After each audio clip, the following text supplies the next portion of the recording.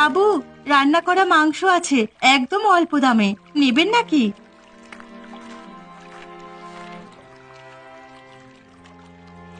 আচ্ছা দিদিভাই, তোমার কাছে মাংস কত কেজি আছে? বাবু, আমার কাছে 10 কেজি মাংস রান্না করা আছে। 1 কেজি মাংস 100 টাকায় বিক্রি করছি। আপনাকে কত দিব?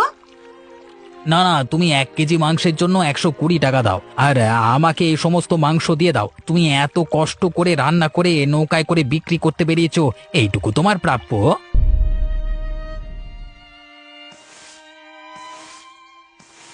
দেখো, আকাশটা মেঘলা হয়ে কত সুন্দর দেখাচ্ছে। মেঘের ফাঁক দিয়ে কি সুন্দরভাবে সূর্যের আলো বেরিয়ে আসছে। মন চাইছে সারাদিন যেন এই অপরূপ দৃশ্য দেখেই কাটাই। ভালো তো অনেক কিছুই লাগে গিন্নি, তবে বসে থাকলে যে পেট চলবে না। এই পাপি পেটের জন্য রোজের কিছু না কিছু জোগাড় করতেই হয়। সেটা তো ঠিক, কাজকর্ম তো করতেই হবে, তবে কাজকর্মের মাঝেও আরো একটা জীবন আছে। সেই জীবনটাকে উপভোগ করতে হবে, তবেই তো আমাদের জীবনটা সুন্দর হবে। কাজকর্ম আর দায়িত্বের মাঝে কি জীবন আছে? যখন ছোট ছিলাম তখন খেলাধুলা করতাম, কিন্তু যখন থেকে দায়িত্ব বোঝা কাঁধে নিয়েছি, এর বাইরে বের হতে পারিনি। আমি বলছি না যে কাজকর্ম একদম বন্ধ করে দাও, তবে এই কাজকর্মের ফাঁকে নিজেকে সময় দাও। এই দেখো, কি অপরূপ দৃশ্য, এগুলোকে উপভোগ করো, দেখবে জীবনটা আরো সুন্দর হবে। তুমি বলছো যখন, তাহলে নিশ্চয়ই হবে। এবার থেকে আমি সেটাই করব। শোনো, এগুলো বলে দিতে হয় না, তুমি নিজে যেদিন বুঝতে পারবে সেদিন তোমার ভিতরে একটা আনন্দ জেগে উঠবে। এই দেখো, মেঘলা আকাশ, মেঘের ফাঁক দিয়ে সূর্যের কিরণ বেরিয়ে আসছে। গাছে দেখো, দুটো পায়রা বসে মনে হয় মনের কথাই বলছে। এগুলো উপভোগ করতে হয়। বুঝতে পেরেছি। আমার বউটা আজকে খুব খুশি মেজাজে আছে। আচ্ছা গিন্নি, তুমি উপভোগ করো কাজ, আমি জমির দিকে গেলাম। ধানগুলো কাটতে হবে, বর্ষায় না হলে নষ্ট হয়ে যাবে।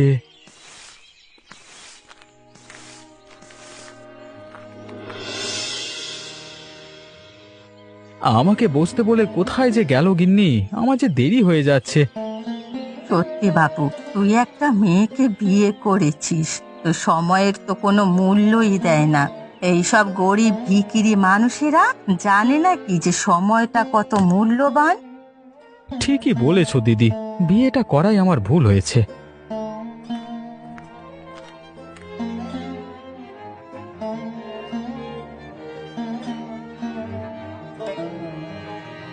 সত্যি তোমার কোনো জ্ঞান নেই নাকি? আমাদের মতো ব্যবসায়ী মানুষদের সময় কতটা মূল্যবান তুমি জানো? এরকম ভাবে সময় নষ্ট করছো আমাদের। কোথা থেকে ভিখিরিগুলো সব চলে আসে। না না দিদি, আমি সময় নষ্ট করছি না। ব্যবসার সাথে সাথে খাবারটাও খেতে হবে। খাবার না খেলে গায়ে শক্তি আসবে কোথা থেকে? আমার ভাইয়ের ক্ষুধা লাগলেও ও দোকান থেকে কিনে খেয়ে নেবে। এইভাবে 1 ঘন্টা বসিয়ে রাখার তো কোনো মানে হয় না। না না, 1 ঘন্টা কোথায়, মাত্র 20 মিনিট হয়েছে। আর এটুকু সময় তো বসে থাকাই যায়। কাকে কি বলছি, আমি তো ভুলে গিয়েছিলাম। এই গরিব বাড়ির মেয়ে, এর জন্যই তোমরা গরিব আর আমরা বড়লোক। তোমরা দুজনে থামো। আমার এমনিতেই দেরি হয়ে গেছে, আরো দেরি হয়ে যাচ্ছে। যত সব উটকো ঝামেলা জুটেছে আমার কপালে।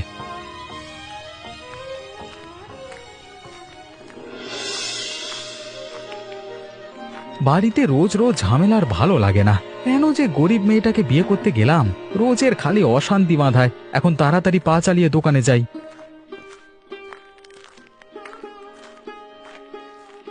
পল্লব দাদা, আরে ও পল্লব দাদা, দাঁড়াও দাঁড়াও, আমি আসছি।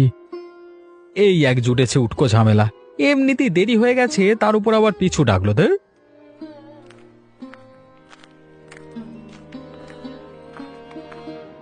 দাদা, দোকানে যাচ্ছ নাকি? তা আজকে এত দেরি হলো কেন? তোমার কি কোনো কাজকর্ম নেই নাকি? এমনিতেই দেরি হয়ে গেছে, তোমরা আবার পেছু ডাকছো। আরে তোমরা তো আর বোঝো না সময়ের মূল্য, ওই জন্যই এখনো পর্যন্ত গরিব হয়ে আছো। মনে হচ্ছে দাদার মনটা ভালো নেই আজকে। ঠিক আছে দাদা, তুমি এগিয়ে যাও, আমি একা একা আসছি। সে আমার মন কেমন আছে সেটা তোমাকে জানতে হবে না, শুধু এটুকু বলছি আমাদের সাথে মিশতে এসো না। আমরা বড় লোক আর তোমরা গরিব, দুজনকে মানায় না। আমি এত অপমান সহ্য করব না তো।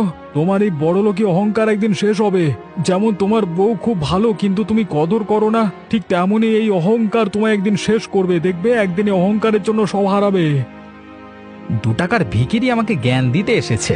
আমার প্রতিবেশী হওয়ার তোর কোনো যোগ্যতাই নাই, যত সব।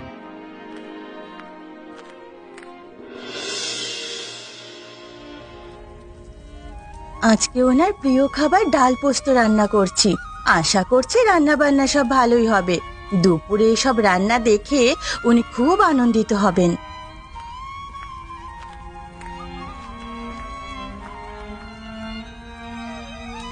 এই যে ভিখারি, এখনো তো রান্না হয়নি, কি করছিস এতক্ষণ ধরে?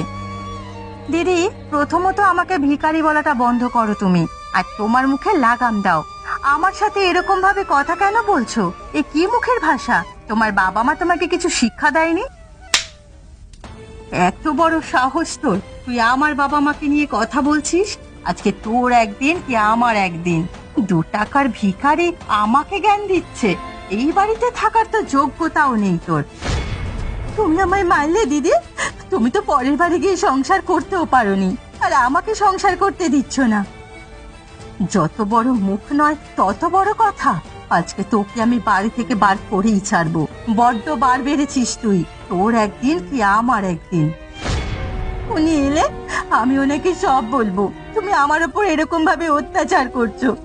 আমার অনেক কাজ আছে, এখন আমি গ্রামের কুয়ো থেকে পানি আনতে যেতে হবে। আর ঝামেলা চাই না, দয়া করে আমার সামনে থেকে সরে যাও। যা যা কাজ কর, কাজের লোকের মতো থাকবি, একদম বেশি ন্যাকামো করতে আসবি না।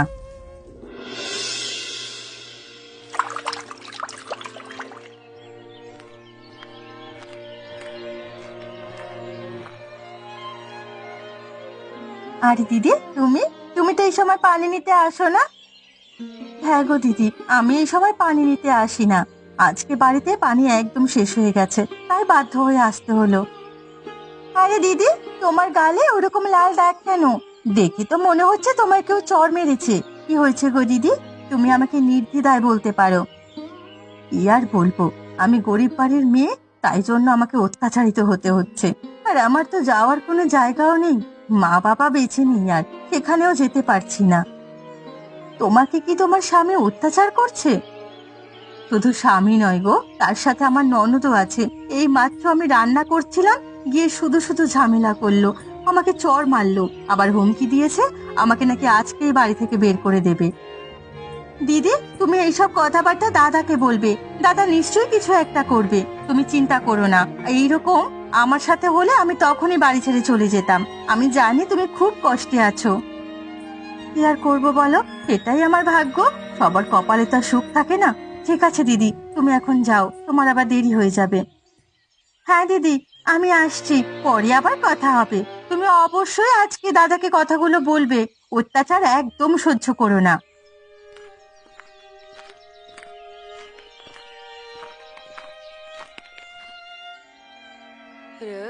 হায় বিধাতা, তুমি আমাকে কোথায় এনে ফেললে? এইভাবে কি বাঁচা যায়? তুলে নাও আমায়, আমি আর বাঁচতে চাই না এইভাবে।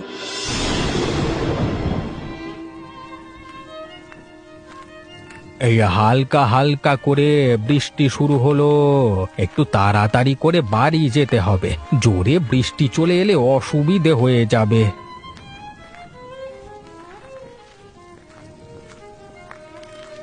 আরে কাকা, কোথায় গেছিলে গো? কাকিমার সাথে দেখা করতে নাকি? হ্যাঁ রে ভাইপো, এই আকাশ থেকে ঘুরে আসছি, দেখলাম তোর কাকিমা বড্ড কাজে ব্যস্ত, তাই চলে এলাম। আরে কাকা ভাইপোতে বেশ ভালোই মজা করা যায় বলো। শুধু কাকা ভাইপো কেন, মজা করবার জন্য একটা ভালো পরিষ্কার মন দরকার, যেটা তোর আর আমার আছে। নিজের প্রশংসা নিজেই করে দিলে বলো। তা কোথায় গেছিলে? এই একটু বেরিয়েছিলাম ঘুরতে। আমার তো আর কাজকর্ম নেই, সারাদিন বাড়িতে থাকতে ভালো লাগে না, এই বাড়ির দিকেই যাচ্ছি, এবার বৃষ্টিটাও নামলো, ভাগ্যিস ছাতা এনেছিলাম। হ্যাঁ, তুমি তাড়াতাড়ি বাড়ি চলে যাও, বৃষ্টি হলেই রাস্তা পেছল হবে, তখন আবার কাদায় পড়ে গড়াগড়ি খেও না জানো। বড্ড বাজে বকিস, তুই কাজ কর, নাইলে আবার বৌমা তোকে খেতে দেবে না। কেন খেতে দেবে না? অবশ্যই দেবে, আমি কত খাটাখাটনি করে যাচ্ছি বলো। থাক বাবা থাক, তোকে আর নিজের গুণগান গাইতে হবে না, তুই কাজ কর, আমি বাড়ির দিকে যাই। একদিন বাড়িতে আসিস, দুজনে মিলে বসে মজা করতে করতে হুঁকো খাবো। তোর বউকে আবার বলিস না, তাহলে আবার তোকে বাড়ি ঢুকতে দেবে না। ঠিক আছে, ঠিক আছে।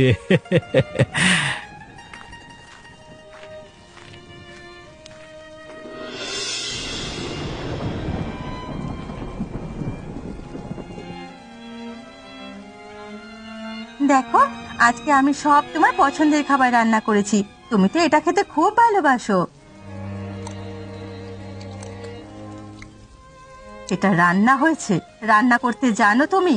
কাকে বিয়ে করে এনেছিস ভাই, একটা কাজের মাথা মুন্ডুও বোঝে না। দিদি, রান্না তো ঠিকঠাকই আছে, এখানে তো কোনো ভুল ত্রুটি হওয়ার জায়গা নেই। তাহলে আপনি ভুল ত্রুটি পাচ্ছেন কি করে? খাবারে লবণ কম হয়েছে। সারা দিনে একবার বাড়িতে এসে খাবো, সেটাও শান্তি করে খেতে পারবো না। সত্যি, তুমি কি কিছুই জানো না নাকি?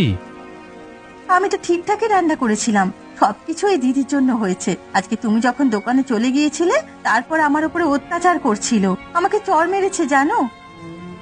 একে তো খাবার রান্না করতে পারোনি, তার উপর আবার আমার খুব দোষ দিচ্ছ। দেখ ভাই, আবার মিথ্যে কথাও বলছে। আমি তোর বউয়ের গায়ে হাত তুলতে যাব কেন রে? সত্যি, তোমার থেকে এসব আশা করিনি। শেষ পর্যন্ত আমার দিদির উপর দোষারোপ করবে?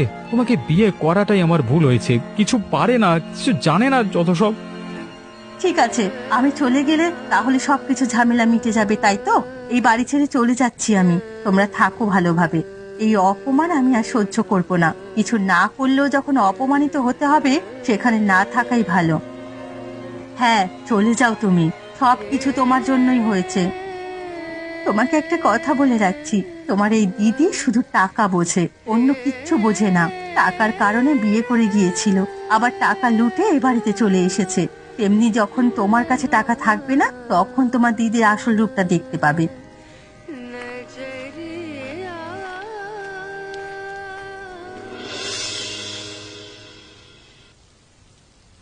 বিধাতা আমার সাথে এমন কেন হয়? আমি তো কোনোদিন কারো ক্ষতি চাইনি, সকলের ভালো করতে চেয়েছিলাম সব সময়। তাহলে তুমি কেন আমার সাথে এরকম করছো?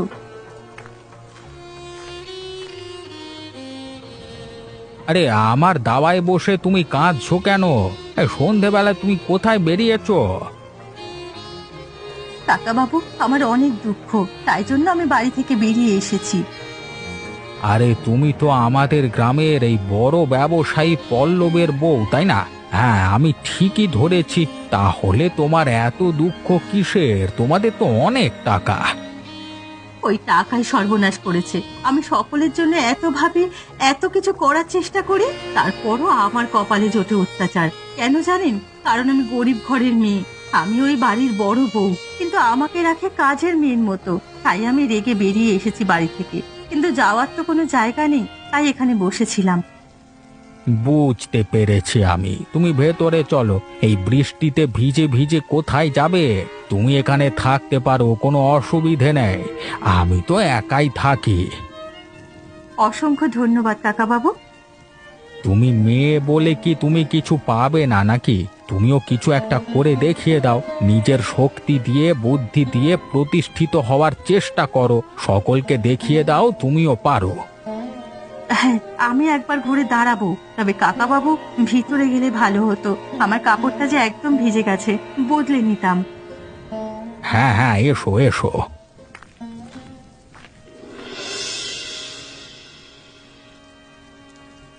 দিদি, বন্যা হয়ে গেল যে, মেয়েটা রাগ করে একা বেরিয়ে গেল। ও এখন কি অবস্থায় কোথায় আছে কে জানে। তুই ছাড় তোর কথা, তুই তোর ব্যবসায় মন দে, এইসব ভিখারিদের কিচ্ছু হয় না। আর হ্যাঁ, আমি তোকে বলেছিলাম যে একটা সোনার হার গড়িয়ে দিতে, সেটা কবে করে দিবি? এখন তো হবে না দিদি, বর্ষায় তেমন দোকান চলে না, এর উপর আবার বন্যা হয়ে গেল, একদমই বেচা কেনা হবে না। তাহলে টাকা পাবে কোথায়? যা টাকা আছে তাই দিয়ে এখন সংসার চালাতে হবে। কি, তোর কাছে টাকা নেই? আমাকে সোনার হার গড়িয়ে দিতে পারবি না? তাহলে কিসের জন্য আমার ভাই হয়েছিস? তোমার সোনার হার গড়িয়ে দিতে পারবো না এটা একবারও বলিনি, আমি শুধু বলছি কয়েকটা মাস অপেক্ষা করো, তারপর এখন যা টাকা পয়সা আছে তা তোমার সোনার গয়নার পেছনে উড়িয়ে দিলে হবে না। যে ভাই প্রতিষ্ঠিত হওয়ার পর তার দিদিকে একটা সোনার হার গড়িয়ে দিতে পারে না, সে ভাই হওয়ার যোগ্যই নয়। আমায় একদম দিদি বলে ডাকবি না। যেদিন আমায় সোনার হার গড়িয়ে দিবি সেই দিন আমাকে দিদি বলে ডাকবি।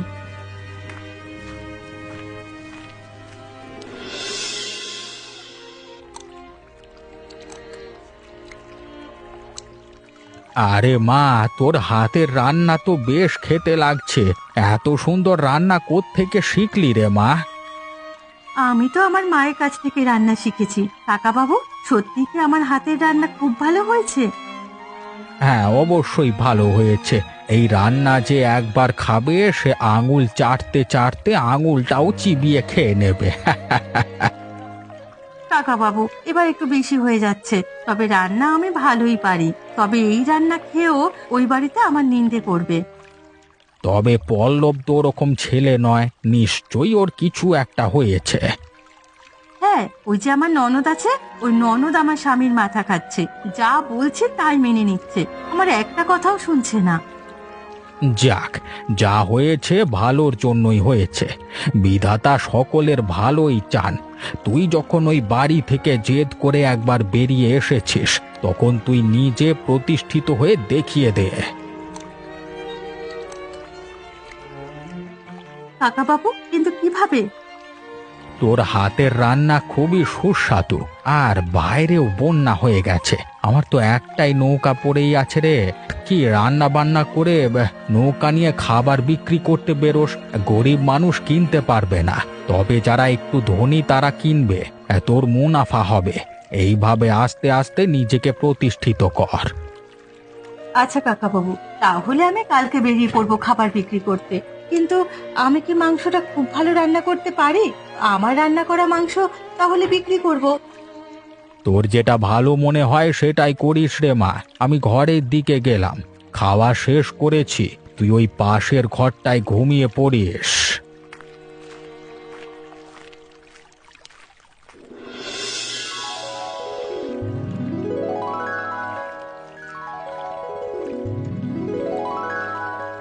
বাবু, রান্না করা মাংস আছে, একদম অল্প দামে, নেবেন নাকি?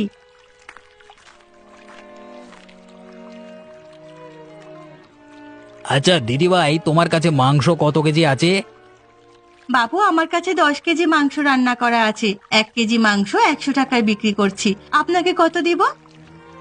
না না, তুমি 1 কেজি মাংসের জন্য 120 টাকা দাও, আর আমাকে এই সমস্ত মাংস দিয়ে দাও। তুমি এত কষ্ট করে রান্না করে নৌকায় করে বিক্রি করতে বেরিয়েছো, এইটুকু তোমার প্রাপ্য। এই নিন বাবু, এতে পুরো মাংসটা আছে। আপনি অনেক বড় মনের মানুষ, সব সময় সকলকে সাহায্য করেন। এই সব জন্য বিধাতাও আপনার ঘরে অভাব রাখেনি। হ্যাঁ, সেটা হতে পারে, তবে আমার এখন কোনো অভাব অনটন নেই। দিদি, এই নাও তোমার টাকা। তুমি যতটা পরিশ্রম করবে ততটাই পারিশ্রমিক নেবে। তোমার প্রাপ্য জিনিস তুমি নেবে, এটা তোমার অধিকার। অসংখ্য ধন্যবাদ আপনাকে এত বড় উপকার করার জন্য। তাহলে আমি আসছি এখন। হ্যাঁ, এসো, ভালোভাবে কাজকর্ম চালিয়ে যাও। আরো নতুন নতুন সুস্বাদু রান্না করো, শুধু মাংস নয়, আরো অনেক কিছু। হ্যাঁ, আমি চেষ্টা করব। এই তো আজকে থেকে ব্যবসাটা শুরু করেছি, ধীরে ধীরে সবকিছুই করব।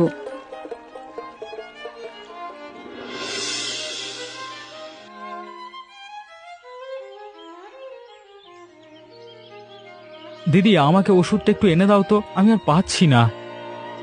আমি কোনো কাজ করে দিতে পারবো না, বললাম না। আমাকে একটা ভালো সোনার হার গড়িয়ে দিতে, সেটা তো দিলি না। কতগুলো মাস কেটে গেল, আমি তো তোর কোনো কাজই করে দিতে পারবো না। তুই আমার নিজে দিদি তো, নাকি মা অন্য কারো কাছ থেকে তোকে নিয়ে এসেছে বলতো? আমার সাথে এরকম ব্যবহার করিস কেন? মা তো ঠিকই বলেছিল তুই শুধু টাকা বুঝিস, টাকা ছাড়া অন্য কিছু জানিস না। এ বলেছে আমি শুধু টাকা বুঝি? তুই তো তোর প্রতিশ্রুতি দিয়েও রাখতে পারলি না, তাই আমি আমার কর্তব্য করছি না। হায় বিধাতা, তুমি আমাকে কোথায় এনে ফেললে!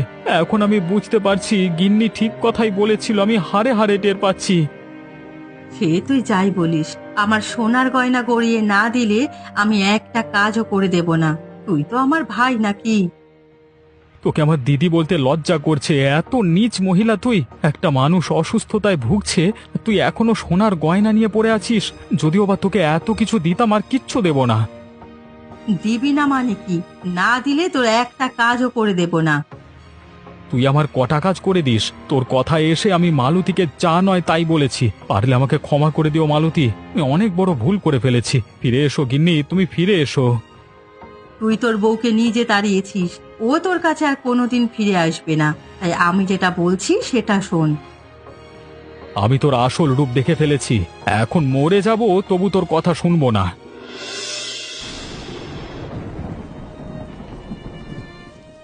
কিরে দিদি, আমি তোকে কখন থেকে বলছি আমাকে ওষুধটা দিয়ে যা, তুই তো জায়গা থেকে একটুও নড়ছিস না। আমি পারবো না বলেছি, মানে পারবো না।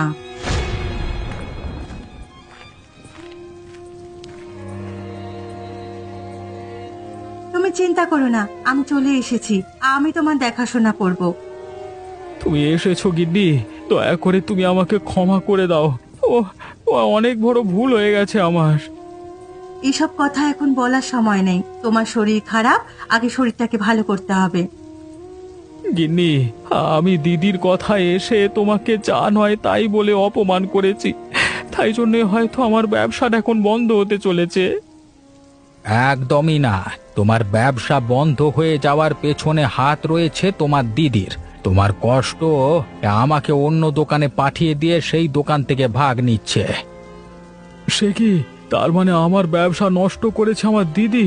বাইরের শত্রুদের থেকে কিভাবে লড়বো সেটা আমার জানা আছে, তবে এই ঘরের শত্রুদের বিনাশ আগে দরকার। না রে ভাই, এই বুড়ো লোকটা খুব মিথ্যে কথা বলছে। থাক, আমাকে আর কিছু বলতে হবে না, অনেক তোর কথা শুনেছি, তাই আজকে আমি এই অবস্থায়। চলে যা, চলে যা আমার বাড়ি থেকে, যেখানে পারিস চলে যা। তুই খুব স্বার্থপর, তোর চরিত্র এরকম থাকলে তোকে কেউ আপন করে নিতে পারবে না। ভাই, আমার কথাটা তো একবার শোন, তারপর তুই বুঝতে পারবি কে সত্যি কথা বলছে আর কে মিথ্যে কথা বলছে। না রে, আমি তোর কাছ থেকে কিচ্ছু শুনতে চাই না। এক্ষুনি আমার বাড়ি থেকে বেরিয়ে যা, আর কোনোদিন ফিরে আসবি না।